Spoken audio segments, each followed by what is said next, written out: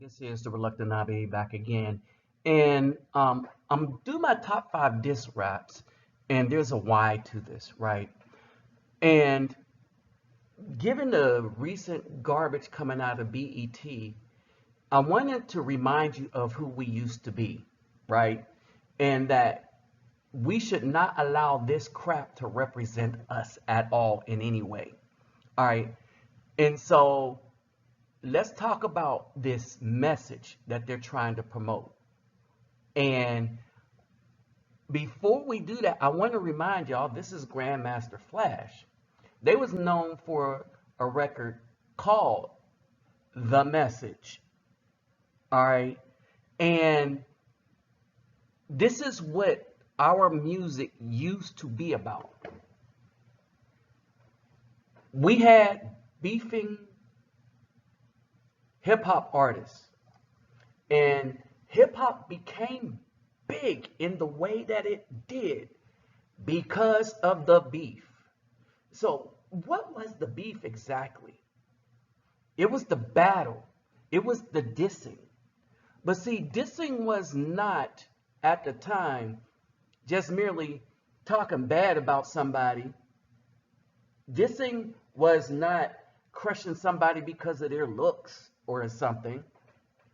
No, dissing wasn't insults. Like you see these females that you can't even call them rappers. All right, we've have they're trying to get us to accept trash as what represents us and men that aren't men. And I'm saying we should send a message back.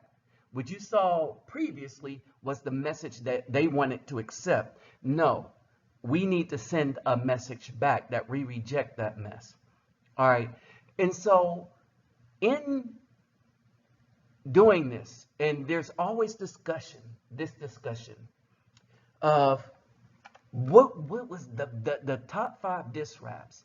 And the reason I want to talk about the diss raps because of the nature as we get closer to my number one pick, right? Now, I follow hip hop not as a fan of an individual or group. All right. If I have a favorite, it's because of what they do. But I'm a fan of hip hop itself or what it used to be. I'm not a fan of Jay-Z per se. I'm not a fan of Tupac per se. But in the seams of things, right? I am a fan of Jay-Z and Tupac for being in hip hop because we don't have hip hop anymore. We have slop. All right. And so to those of you that can't remember what a diss rap is, and we haven't really heard one until we get to recently. There's no real diss. There's insults and stuff like that. But when we go through this, I picked these for a reason. Because even in the disses, there was a message. Whether it was historical or whether it was watch your back. All right. And so they go in this order. But before I get started, let me remind you to hit the subscribe bell, click the bell or the drop down box or whatever they're doing now. All right, my PayPal me and my Cash App will be in the description box. All right, for those who like what this channel actually is doing in the community. All right, remember, you take care of yourself and family first before you donate anything to anyone. All right, and then take a look in the description box also at those links and stuff. And it shows you how far and why this community has fallen. We've accepted their message, but Grandmaster Flash tried to send a message and then we let that stuff be perverted. All right. And so, with that said, and don't forget to click the thumbs up button, click the likes button. With that said, let's get into this. All right. Here we go. At number 5, Eminem, Kill Shot. All right. Now, this is Eminem against MGK. All right. Machine Gun Kelly. And I picked this at number 5 because, okay, he toured, and these are all, when I tell you these are all the people I consider the winners also of this so-called battle, this confrontation, this versus. So Eminem went back after MGK, and I put these 2 lines from his thing because MGK picked a fight with Eminem. MGK is not as relevant as Eminem, and so tried to use this, let's see, confrontation to make himself relevant again. MGK is only relevant amongst a bunch of, to like MGK, I'm going to just say this. It seems like to me to like MGK, you have to fill your mind first with drugs, because those are the people that tend to say, oh, he deep and stuff, and they do it only after they smoke some stuff. Eminem, you can like his skills without having to get inebriated or be floating on cloud 9 after some wacky cigarettes. All right. MGK bit off more than he could chew with this one. All right. But the way Eminem went at him, all right, he went at him, and the insults were such that MGK was being insulted for using Eminem's name, image, and going after his child. All right. And so MGK lost this one in a worse way. All right. Hands down. And even though people tried to pump this up, who do you think won? It was very clear that Eminem won this one hands down, because he was coming from a position that he was attacked first, and literally attacked, right? And MGK went after his family. So Eminem tore him a new one, and MGK really couldn't reply to that. It's like Eminem tore him a new one, and what are you going to do? All right? And so that's why this is at number 5. Here we go at number 4. Number 4 is LL Cool J, Jack the Ripper. All right. Now, we're getting into significance. There's a 10. There's even a 20. But I only wanted to do my top 5 because of the significance in these battles. This is the first real beef battle that was industry-wide, meaning that this beef was like, I'm better than you, and I'm going to let my music prove it, right? So this is LL Cool J versus Kool Moe Dee, and LL Cool J came out, but then Kool Moe Dee off of Wild Wild West came out with How You Like Me Now, and people was walking out around with, I mean, there was paraphernalia for How You Like Me Now. Kool Moe Dee came back hard, as we say when we hooping. He came back hard in the paint. All right, but then LL Cool J came back with Jack the Ripper. All right, and that was all she wrote. Kumo D gave it a battle, but he came out with Jack the Ripper, and this was at the time of Mama Said Knock You Out too. Okay, so LL started to be on fire, and this was the beat side of I Need Love. Think about that. Jack the Ripper was the B side of the soft I Need Love, and I Need Love was being bought by all these females because it was like a ballad, a rap ballad. All right, so that's that number 4. Now we get into the toughies right here, and I'm gonna explain the reason as to why Nas's Ether is number 3, and Nas truly ethered Jay-Z. All right, Nas's Ether is number 3 because this was all these to this point is a battle between one individual man to another individual man. All right, and even in Ether, if anyone knows anything and could look into, he had other lyrics that would have just destroyed Jay-Z, and he just didn't do it. All right, he didn't do it. And I don't know what, well, see, again, we explain the beauty of what these guys battling is.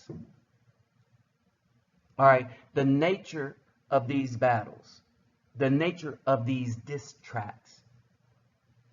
In these diss tracks, it was all about the subject matter.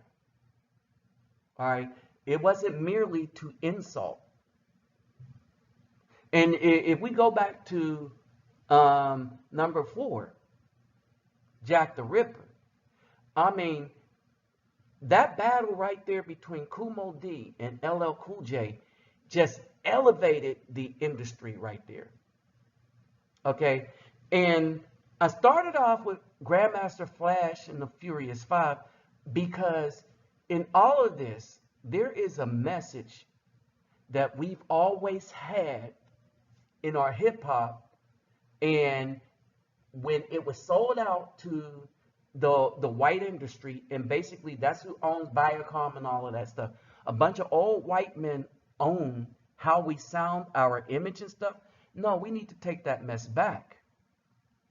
All right, but when we was doing this was subject matter, subject matter. I'm the king of New York. No, you're not.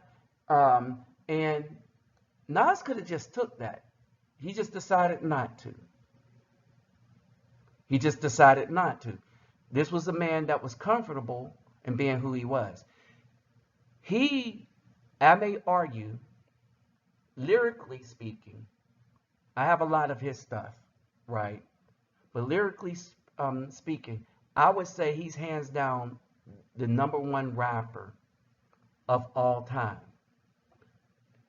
His stuff is hip hop, right? Eminem got skills, and I know people like to put him up there, but Eminem is off of the backs of this guy. And Eminem got skills. He tells good stories. All right? I like him like I like Slick Rick. But when we talk about hip-hop, all right, I like the stuff at the beginning. Or kind of at the beginning.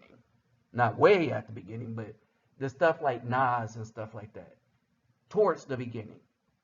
And I like some of the stuff at the beginning, but you know, we gotta go. I like Grandmaster Flash and the Furious 5. Remember, Sugar Hill Gang. All right. And so, yeah, there's a lot going on with this. But that's why I say that. Over the span of what I know. All right. And you look at him and the stuff, the Illuminati and the stuff.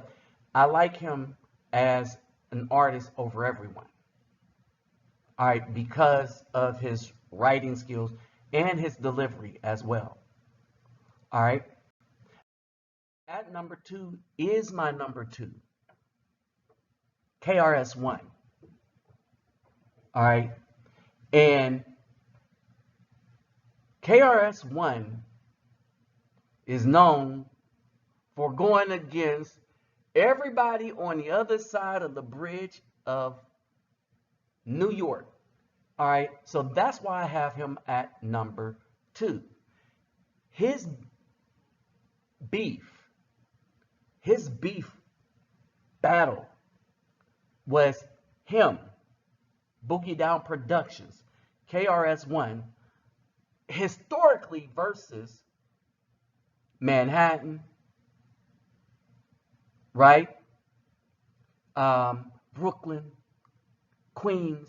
He went after the whole other side of the bridge. But he was from the Boogie Down Bronx, right? And so he went after them representing in the history of this hip hop thing. And he says, Manhattan keeps making it. Brooklyn keeps on taking it. The Bronx keep on creating it. And Queens keep on faking it. All right. And basically, you look at the genesis of and all this battle is people, one hip hop artist holding another hip hop artist's feet to the fire if they want that smoke, right? And so there you have it, right? And then my number 1,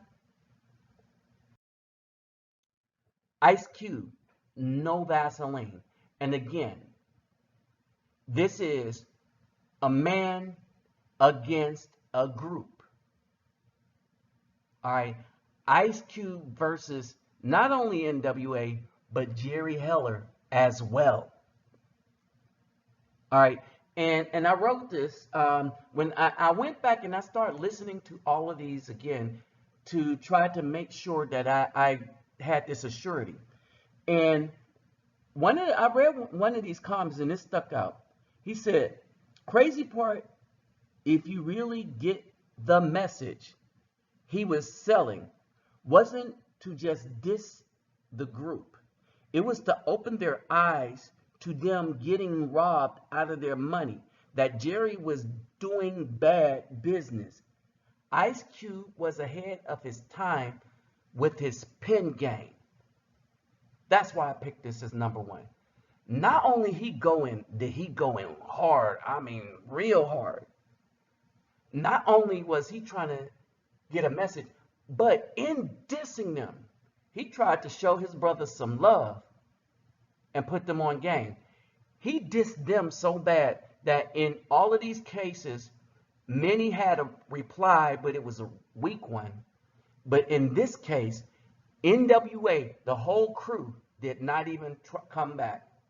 And Yella even lets you know he got us. He won this. Yella, according to Yella, there wasn't even beef about this. They knew he had it. He, hands down, he won this, right? So now the point to making this video is that our hip hop comes and was popularized by people challenging and holding other people to the fire, holding other people's feet to the fire. And now you got manufactured beef. And that's why the Eminem kill shot against MGK was at number 5, because Eminem tore him a new one, but MGK manufactured it because he was trying to get clout off of Eminem. But if you look at what Hollywood is trying to promote to our children, it's the message. We need to reject this. Every time people came up, they was held to their feet was held to the fire. We don't have these dissing of whack rappers, as we used to say, anymore, which is why dudes like this can get away with putting out garbage that's going on in the industry right now. back in the day, his mess would have been shut down along with these WAP females. With that said, I'm out.